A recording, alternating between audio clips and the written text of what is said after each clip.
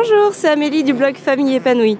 Aujourd'hui, je vais t'expliquer un petit peu comment le minimalisme est rentré dans notre vie et surtout comment il est en totale adéquation avec les besoins des enfants, avec le rythme des enfants. Parce qu'il faut bien l'avouer, je trouve vraiment que quand on s'attache au minimalisme, quand on commence à comprendre ce qu'il y a derrière et qu'on va au-delà du concept un peu à la mode, en fait, on se rend compte qu'il y a énormément de choses qui tombent sous le bon sens, mais que la société de consommation, malheureusement, nous a fait perdre parce qu'on nous incite à acheter trop souvent.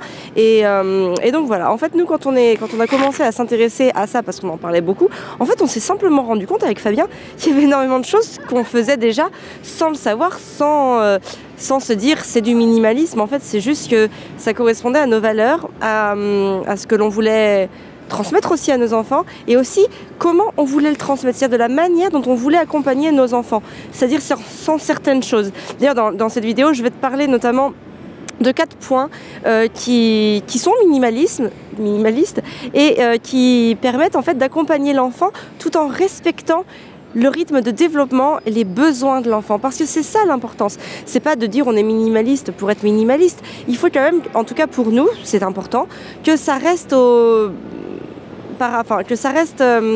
sensiblement lié aux besoins de l'enfant. Donc je vais te parler de tout ça dans cette vidéo et tu vas voir que toi aussi, il y a certaines choses que tu peux sûrement mettre en place, des choses qui coulent sous le bon sens, mais que malheureusement on a tendance à perdre, à oublier, parce que voilà, on est pris sous les impulsions des achats et souvent d'ailleurs des achats compulsifs aussi. Ça, c'est quelque chose qu'on évite clairement, l'achat compulsif, parce que clairement c'est l'achat que l'on va regretter dans les jours d'après. Enfin bon, ça c'est un petit peu un autre sujet. Revenons-en à nos moutons. Mais tout ça pour dire que voilà, dans cette vidéo, on va parler de minimalisme lié aux besoins de l'enfant.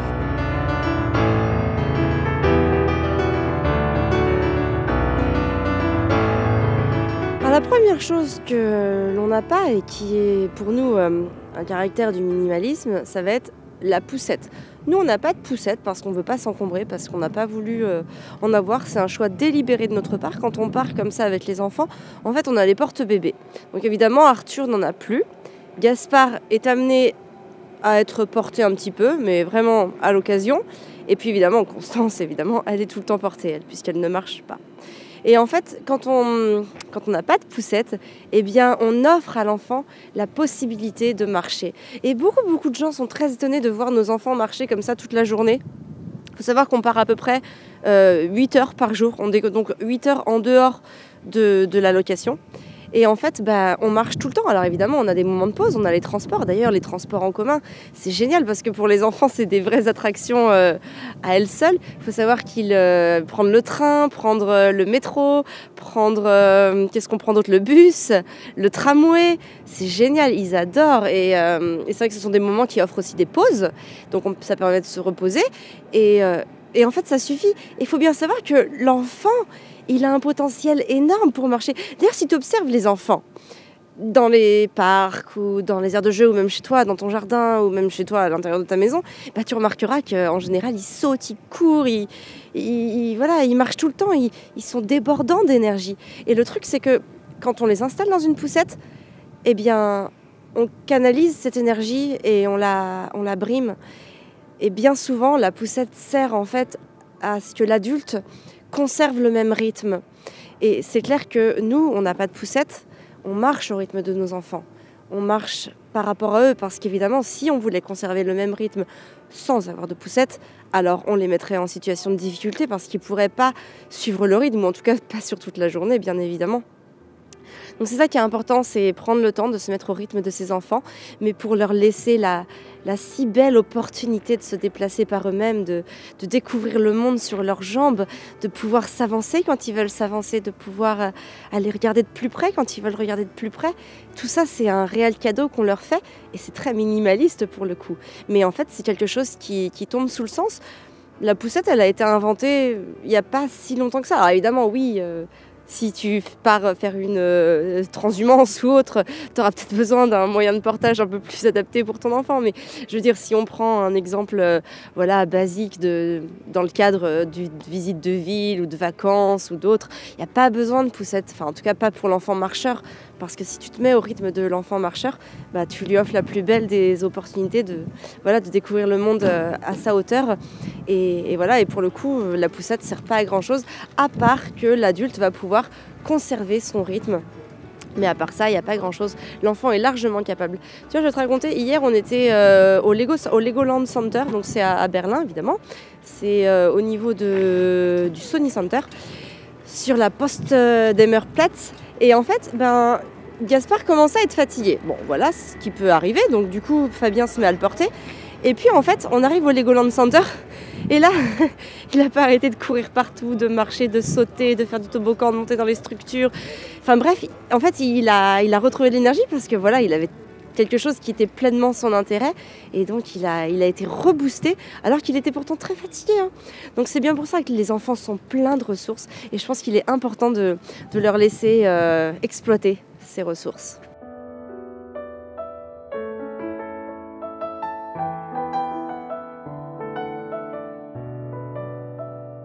Alors même au niveau des repas, je dirais qu'on est minimaliste, c'est-à-dire en tout cas on est à l'écoute de nos besoins et de nos sensations. Alors il n'y a pas vraiment de mot peut-être minimaliste en matière de nourriture, ça ne veut pas dire grand-chose, mais tout ça pour dire qu'on est vraiment en fait, on ne mange pas si on n'a pas faim et on mange quand on a faim. Voilà, ça peut paraître tout à fait logique, mais en gros là il est 14h30, on a commencé à manger en tout cas à 14h30, peut-être que maintenant il est 15h, mais on n'a pas mangé à midi comme feraient la plupart des gens, parce qu'en fait on n'avait pas faim à midi, les enfants n'avaient pas faim, donc en fait on ne se met pas à table si on n'a pas faim. On mange à partir du moment où on a faim. Et c'est pareil pour par exemple les petits déjeuners, si on n'a pas faim le matin, on ne mange pas. Et puis on mange mieux, enfin en tout cas on mange à midi. Parfois au niveau des goûters aussi on n'en mange pas. Les enfants n'ont pas un goûter systématiquement à 4h ou 4h30. Tu veux de l'eau ? Oui. On va demander au monsieur de l'eau, chérie. Mais je vais lui demander, oui, je vais lui demander. Et à 4h, 4h30, il n'y a pas forcément de goûter pour les enfants. Si on est quelque part, j'emporte toujours des amandes, des abricots secs, des dattes, des figues sèches, des choses comme ça. Mais si je vois qu'ils sont dans un jeu, que je vois qu'ils n'ont pas besoin de manger, je leur donne pas forcément. Et puis comme ça sert à rien en fait. Ce qui est intéressant, ce qui est surtout important, c'est que l'enfant soit autonome dans la maîtrise de ses sensations. C'est ça qui est important. Et donc, si on donne à manger à l'enfant alors qu'il n'a pas faim, mais parce que ça va devenir un automatisme, parce qu'il est 16h, parce qu'il est midi, parce qu'il est 19h30, eh bien, dans ce cas-là, en fait, on a tendance à provoquer chez lui des réflexes. Et au final, ces enfants-là deviendront des adultes qui n'auront plus la maîtrise de leur sensation de faim. Et c'est vrai qu'aujourd'hui, il y a beaucoup d'adultes qui mangent parfois même sans faim parce que c'est l'heure. Et ça va, Nanou chérie ? Qu'est-ce que tu fais la bébelle ? Qu'est-ce que tu fais la bébelle ? Et en fait, ce qui est intéressant, c'est de pouvoir rester à l'écoute de ces sensations. Voilà l'idée que je voulais développer sur ce point-là. On se retrouve tout à l'heure.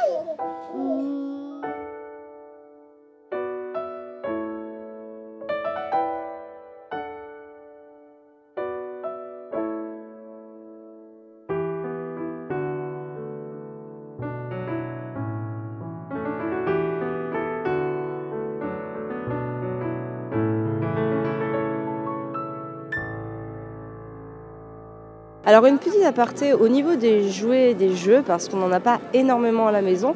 Donc ça aussi c'est un côté minimaliste qui ressort parce que c'est vraiment un choix que l'on a. On ne souhaite pas que nos enfants soient encombrés de jeux, de jouets inutiles avec lesquels ils ne joueraient pas. Parce qu'en fait, souvent, ce qui se passe, c'est que plus l'enfant a de jouets, moins il arrive à focaliser son attention sur certaines choses. Et donc, plus il virevolte de jeux, en jouets, en matériel. Donc en fait, on préfère en avoir peu, qu'ils soient de qualité, mais que les enfants l'investissent réellement, qu'ils le rentabilisent et en gros qu'ils s'en servent vraiment pour ce qu'ils sont. Donc ça, c'est vraiment un choix de notre part. Et du coup, quand on est en voyage comme ça, le but, c'est de ne pas ramener plein de petits souvenirs qui ne serviraient à rien. Mais en général, on n'en ramène pas d'ailleurs. Ou alors, les enfants choisissent vraiment quelque chose de marquant par rapport au pays où l'on est. Par exemple, à Lisbonne, on avait ramené un petit tramway en fer. Du coup, ils peuvent jouer avec dans leur petite voiture. Mais c'est la seule chose qu'on s'est ramené et pour le moment ici à Berlin on n'a rien ramené et je pense qu'on ramènera rien en fait. Vu qu'on n'a pas, enfin en tout cas je vois pas ce qu'on pourrait ramener. En tout cas c'est pas une obligation du tout, c'est vraiment si on tombe sur l'opportunité. Le but c'est de pas consommer, c'est voilà, c'est si vraiment on trouve quelque chose d'intéressant par rapport à ça, on va pouvoir le prendre, mais ce n'est absolument pas une règle. Et voilà, le but c'est de trouver des objets qui ont du sens et des objets que les enfants vont vraiment investir.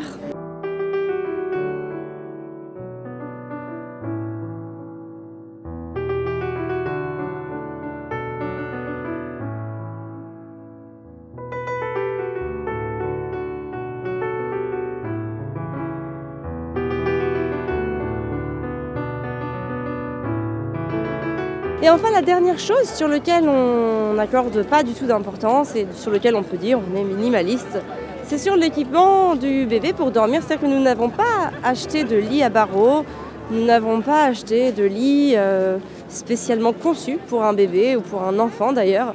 Nos enfants ont toujours dormi avec nous dans un premier temps. En plus, je les allaite, enfin en tout cas je les ai allaités, j'allaite encore Constance. Donc forcément, c'est bien plus pratique d'être en cododo. Et puis une fois qu'ils ont été sevrés la nuit, en tout cas une fois qu'ils ont fait leur nuit, eh bien ils ont été dans un matelas à même le sol, en fait un matelas adulte d'ailleurs clairement, à même le sol, et ça leur a permis en fait de trouver une autonomie dans leur rythme de sommeil. C'est-à-dire que lorsque l'enfant n'avait pas envie de dormir, il ne dormait pas. Et au contraire, quand il était fatigué, eh bien, il pouvait aller de lui-même se reposer. Alors évidemment, en général, quand même, clairement, je l'accompagnais. Tout ça, c'est un grand sujet. Mais en tout cas, ce qu'il faut savoir, c'est que de toute façon, d'une manière générale, l'enfant n'est pas un dormeur. L'enfant est un explorateur. Et donc, ça ne sert à rien de vouloir le forcer, le contraindre à dormir, encore moins derrière un lit à barreaux, puisque de toute façon, à part aller contre sa nature d'observateur et d'explorateur, ça ne sera absolument pas productif pour lui. Il préfère découvrir le monde, pouvoir le toucher, pouvoir vaquer à ses occupations, parce que c'est vraiment là la quête de l'enfant d'explorer l'environnement qui l'entoure. Alors évidemment, pour ça, il faut préparer l'environnement, l'adapter, etc., etc. Enfin bon, en tout cas, à ce propos-là, je voulais juste te dire que j'avais préparé un pack de vidéos que tu peux en fait télécharger gratuitement depuis le lien qui se trouve dans le statut. En fait, c'est très simple. Tu cliques sur le lien dans le statut. Alors en haut ou en bas, je ne sais pas, ça dépend d'où tu te trouves. Et en fait, tu as juste à m'indiquer ton adresse mail pour que je puisse t'envoyer ces vidéos-là directement sur ta boîte mail. En fait, je ne les mets pas en ligne sur YouTube parce qu'elles sont très lourdes. Elles sont beaucoup plus longues que des vidéos classiques. Et donc, du coup, je préfère les envoyer directement. Comme ça, seules les personnes intéressées les reçoivent. Et ce sont des vidéos très pointues sur le sommeil de l'enfant. Donc vraiment pour savoir comment accompagner son enfant à travers le sommeil, quel comportement avoir, quelles sont les petites choses à connaître pour que cette phase d'endormissement se passe au mieux. Enfin, tout ça, en fait, je t'explique absolument tout. Il y a plus de 3 heures de vidéo. Et voilà, tout ça, je t'explique tout ça dans le pack de vidéos. Donc pour le recevoir, n'attends pas. Clique directement donc, sur le lien dans le statut, tu me renseignes ton adresse mail et je t'envoie ça dans la minute qui suit. Voilà, donc tu les reçois une par une, le temps que tu aies le temps de les regarder. Donc tu vas recevoir la première, après la deuxième, puis la troisième et voilà. Donc du coup, tu vas toutes les recevoir une par une en temps et en heure. Et voilà, donc surtout par rapport à cette vidéo, en tout cas tu peux l'aimer, la partager comme d'habitude. Moi ça me fait très plaisir. Si tu nous rejoins par cette vidéo, donc à la chaîne Famille Épanouie, sache qu'on parle beaucoup de maternage proximal, de parentalité positive et bienveillante, d'alimentation saine de l'enfant, de minimalisme, de plein de belles valeurs positives. Et donc du coup, n'hésite pas à aimer toi aussi la vidéo et puis à t'abonner.